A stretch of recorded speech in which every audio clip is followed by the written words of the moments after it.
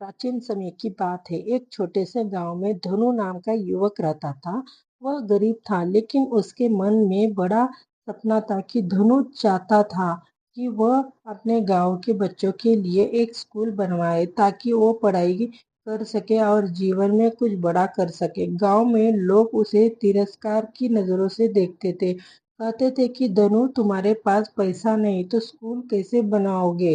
ये सिर्फ सपनों में ही सही है।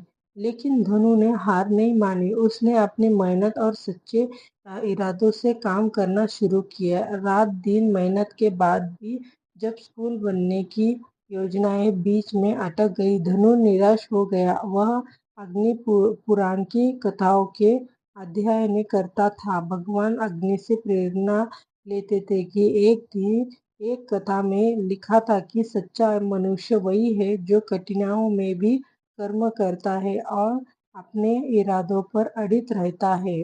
धनु ने गांव के बच्चों से कहा कि हमें सिर्फ इंतजार नहीं करना है, हमें मिलकर अपने सपनों की हकीकत बनना है। धीरे धीरे गांव वालों की धनु के इरादे समझने लगे।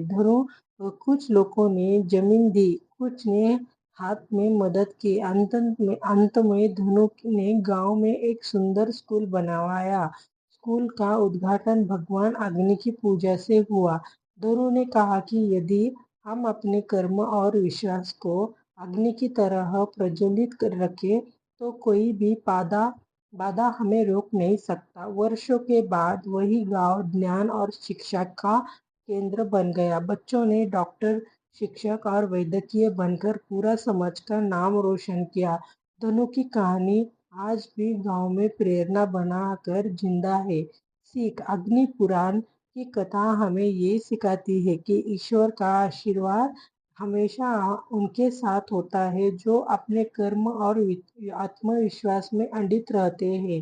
कठिन परिस्थितियों में भी अगर इरादे मजबूत हो तो कई भी बाधा सफलता और मार्ग में खड़ी नहीं रह सकती है। मेहनत, धैर्य और सच्चे मन से किया गया कर्म हमेशा फल।